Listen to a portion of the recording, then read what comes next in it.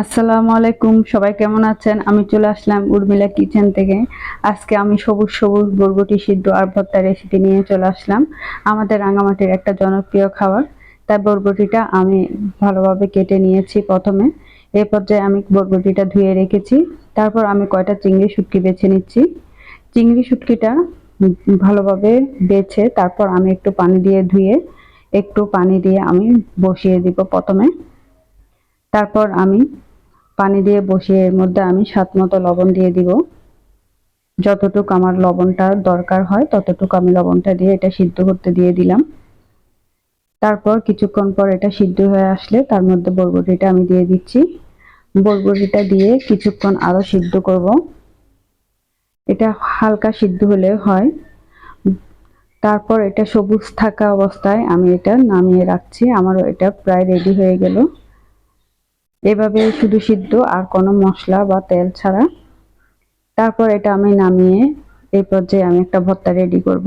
আমাদের পাহাড়ি এলাকায় এই সব খাবারগুলো অনেক ভালো, সবাই অনেক পছন্দ করে এই খাবারটা।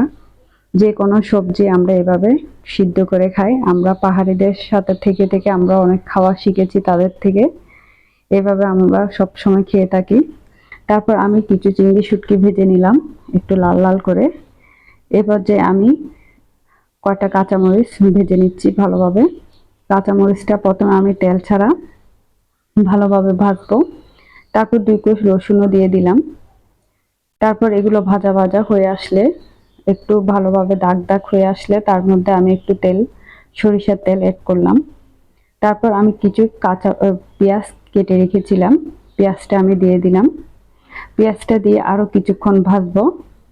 তারপর আমি এগুলো একদম ভাজা ভাজা হয়ে আসলে এরপর আমি এটা নামিয়ে ভালোভাবে আমি একটা কুজ্জার মধ্যে নিয়ে ভালোভাবে আমি পিষে নেব। আমরা মাটির এই যে এই কুজ্জাটা দেখছেন এটা আমাদের পাহাড়ি এলাকায় সবার বাসায় থাকে। ওইটা দিয়ে আমরা সবকিছু কাঁচামরিচ পেঁয়াজ সবকিছু আমরা বাটাবাটি সব করি। এটার মধ্যে ভর্তা করলে অনেক সুস্বাদু লাগে ভর্তাটা। এভাবে আপনারা খেয়ে দেখবেন, অনেক টেস্ট। এই রেসিপিটা আমরা প্রায় সময় বাসায় করি, দুপুরে বা রাত্রে যে কোনো সময়। 2 মিনিটে ভর্তাটা রেডি হয়ে গেল। তারপর আমি একটু ধনিয়া পাতা দিয়ে দিলাম। এরপর আমি এটা ভালোভাবে বেটে নিচ্ছি।